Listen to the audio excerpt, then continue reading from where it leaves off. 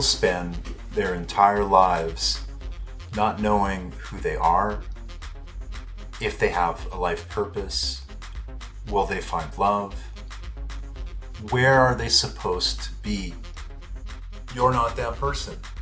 By now you realize there's patterns to the qualities of the experiences that you have, and there might just be a special place for you to fit in the world, a place where you feel energized and content. A mentor told me once that when a soul was born, it broke into fragments of different sizes and spread across the face of the planet. And it was our job to go retrieve them because they held secrets that were essential to our sense of self. It's very strange and funny that the microcosm reflects in the macrocosm. If we take a look at how neuron cells form in the brain, we also see the same structures occurring in deep space. We can't just look to our local immediate environment or even just to the internal goings on in our mind and our emotions. The clues that we need are also found above us in the forms of energetic influences that permeate invisibly our environment. At night, in the dark, bats broadcast ultrasonic frequencies to detect their prey and navigate through their environment. When an echo returns to the bat, it can tell what the texture of a tree surface is.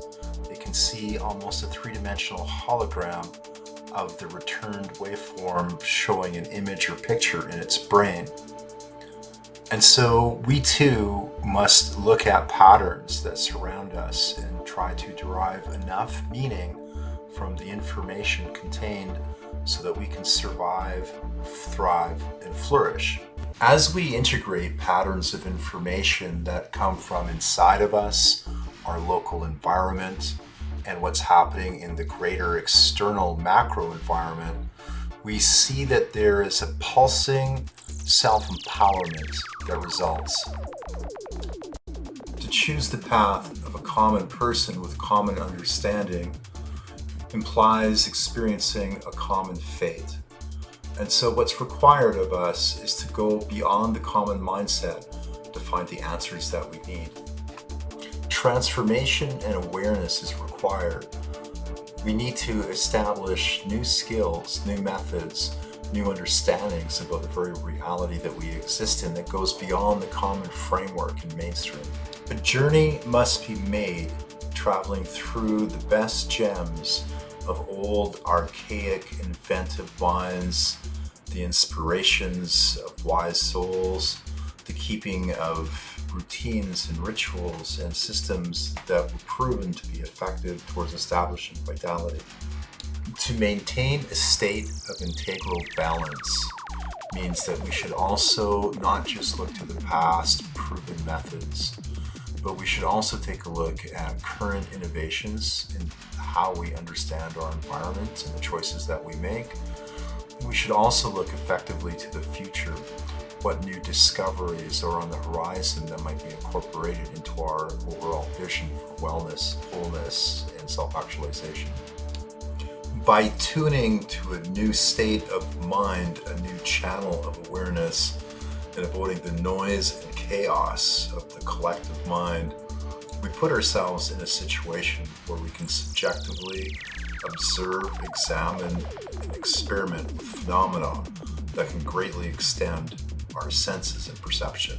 When we understand that fields of energy surround us and influence our choices, behavior, the qualities of our experiences, we gain a sense of awareness that grants us access to an unheard of liberty.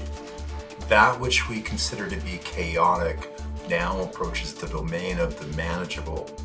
We also understand how the patterns emerge in our physical body and physical environment, not just our consciousness. Now the dreamer can awaken. In order for us to perceive value in an experience, ideally we need to be able to measure it.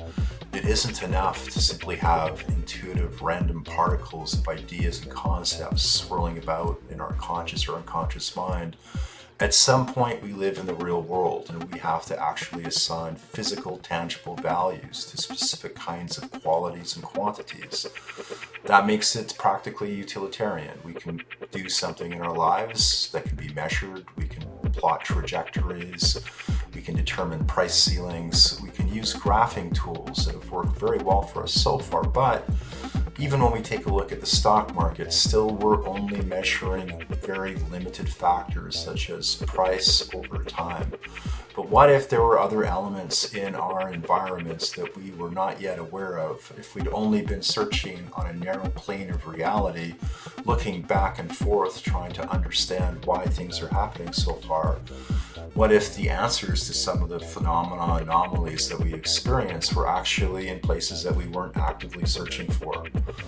But if we decide to look at our overall environments as thoroughly as possible, combine many elements to try to understand what's happening in the framework of our greater reality.